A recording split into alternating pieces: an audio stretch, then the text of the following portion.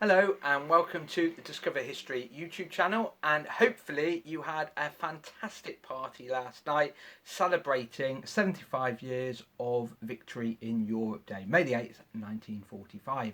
Anyway, in the style of Monty Python, now for something completely different. We are going to look today at the 17th century and what Worcester was like in the 17th century. So a little bit of local history today. And we always recommend lots of very good books. And for anything on the 17th century for Worcester or even the county of Worcestershire, I would recommend books by Malcolm Atkin, who was, until he retired, the county archaeological officer. His books, he has many of them, include the Battle of Worcester, but more importantly, the garrison of Worcester and the county of Worcestershire. Very, very good books because it also covers a little bit on social life in the 17th century. However, what we always like to do, as you know, is to go back to original source material. And we have two that I would highly recommend that you can still get, mainly from places like The Hive. I believe they're selling them on behalf of the Worcestershire Archaeological and Historical Society. They used to be called the Historical Society of Worcestershire, but they've changed names a few times, I believe. So the first one has to be quite an old book. I say old book, it's old anyway, but old as it was reprinted by the Archaeological Society some years ago now. And it's the Chamber Order book for Worcester. And this covers 1602 to 1650. So, as you're probably aware, the English Civil War is 1642 to 1651. So, this actually spans the English Civil War, but also the run up to the Civil War, which is interesting in its own right because the city meetings start talking about preparations for war around about 1640, 1641. You have to remember there's a lot of battles or fights taking place before the English Civil Wars break out in, let's say, England in 1642. In other words, there's the Bishops' Wars, for example, that's going on, a preliminary war to the English Civil War. But this book is absolutely fantastic. It's a weird name, Chamber Order book. It's actually the meeting minutes from what we would now say is council meetings. So they are really interesting in their own right. When you get to the 1650s, there is a lot about the fear of a possible Scottish invasion and the start of another civil war. Because you have to remember, in 1646, Worcester surrenders, and that's technically the end of the Civil War, and especially for Worcester. But it all breaks out again. There's rebellions, and eventually in 1650, 1651, there's the Battle of Worcester campaign. The other book that I will recommend has been reproduced by the Worcestershire Historical and Archaeological Society, and this was only republished probably about 2 years ago now, so it's almost hot off the press still, and it's worth getting. This is the Diary and Papers of Henry Townsend. He was an influential man in Worcester, and this covers 1640 to 1663. It covers obviously the Civil War era, and we get a lot of information from those books. They're not the only two, but they're two that I would definitely say, if you've got an interest in Worcester, got an interest in the Civil War, they are must-have books on your bookshelf, basically. But like I said, there's a lot of other books, those especially produced by Malcolm Atkin. Now, we're going to look at the Civil War, but also 17th century Worcester. So I'm going to give an overview of it, because obviously it's a big subject in its own right. And I'm going to use one of a couple of maps that I'm going to use in this one to illustrate it. Now, these are maps that I've produced. I produced them some time ago, and I use them when we do guided tours of Worcester. After the lockdown, please book on one of our tours. We have 36 different ones that you can choose from. 2 are actually Civil War related. We've got the Faithful Story, which is a look at Worcester, the city centre, and then we also do a Battlefield Story tour, which is actually a battlefield tour of both Powick and also Worcester, and that's a long distance walk from Worcester's Guildhall all the way across to Powick, Ham and back.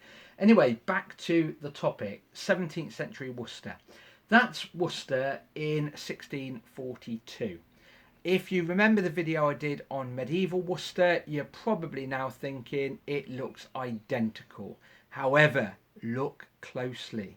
For example, there is the monastic buildings for the Grey Friars, the Franciscan Friary. That's gone. That's because of the dissolution of the monasteries.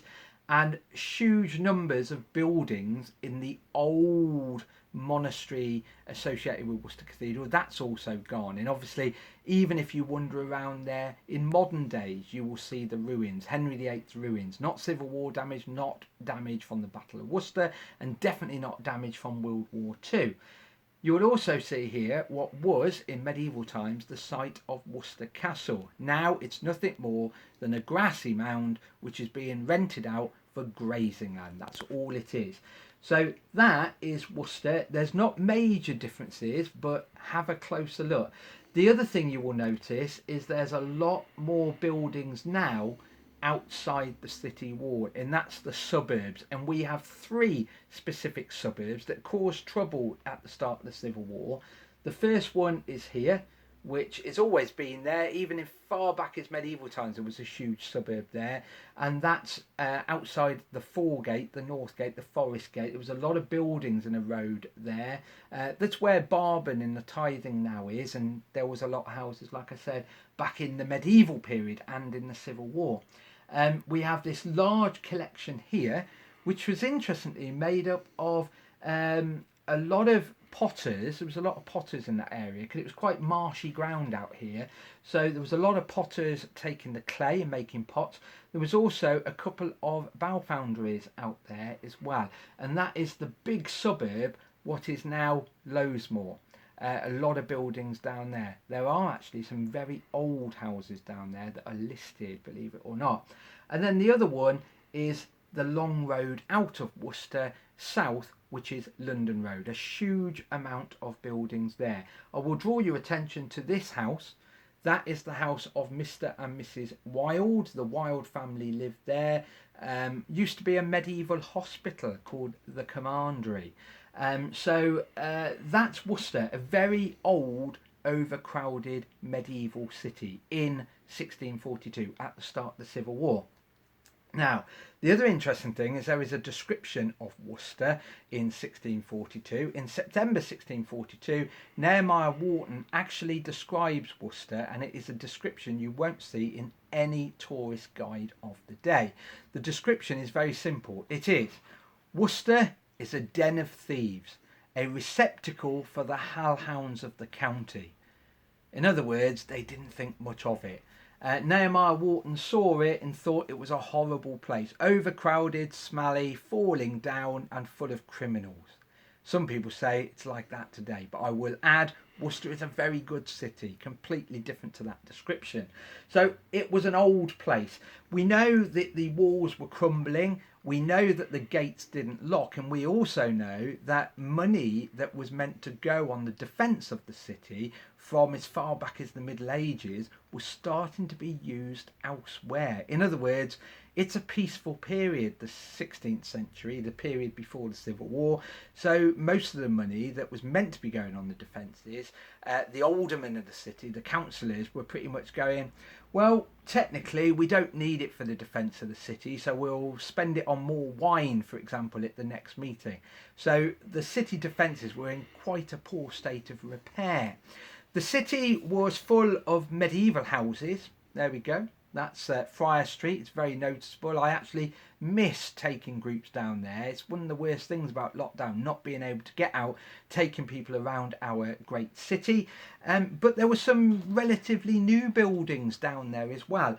This is the 1605 building, so built at the time of the Gunpowder Plot. And that is the house that was owned by John Nash. He was a very important person of the city, including the MP, the Member of Parliament for the city.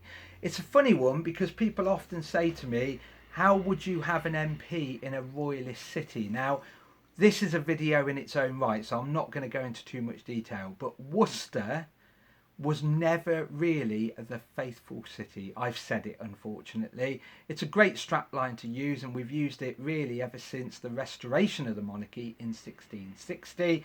But sadly, as I always say, the army of occupation in the city, they were probably faithful. Probably faithful for one reason. They were getting paid 8p a day. They were receiving beer and food. So they're going to be pretty faithful people. However, the citizens, because we were a trading city, we have to remember we're on this River Severn making a lot of money from the wool trade. 99% of the inhabitants, and we see this from just endless letters and records, that they were probably siding more so with Parliament than the King anyway. They didn't like the taxes, like ship tax. They didn't want to be heavily taxed on all the goods that were coming in and out of the city. So Worcester is actually not a faithful city, but we'll go into more detail about that another time for sure. So the city was very old, out of date and overcrowded, so something had to be done. And when we have the first siege of Worcester in 1643, it was obvious where the weaknesses were. When they attempted to close the Sidbury Gate, it was said that the gate almost fell off its hinges because they hadn't been shut for years and years and years. Sidbury, the area where the commandery is in London Road, that was spotted as a weak point, mainly because of the high ground at the back. So almost straight away, meetings were done in many places, including the Guildhall, but more so in the Cardinal's Hat, which is meant to be Worcester's oldest pub. They had what was called the Committee of Safety meet there, and they discussed what needed to be done. And they did a lot, because we know by 1646, and definitely by 1651, Worcester was a transformed city. First of all, they'd repaired the stonework of the city wall. They'd repaired all the wooden gates in the city, so they now closed every single night at night time, at nightfall. They also removed a lot of the suburbs, as you can see, outside the city in Foregate, in Lowesmoor, and some of the ones further out along London Road. They also added in all these new earthworks. The new earthworks are made of earth and timber and would strengthen the medieval existing defences. This is Fort Royal, which they started to build in 1646 and went on and definitely was used in 1651. They also refortified the old castle mound.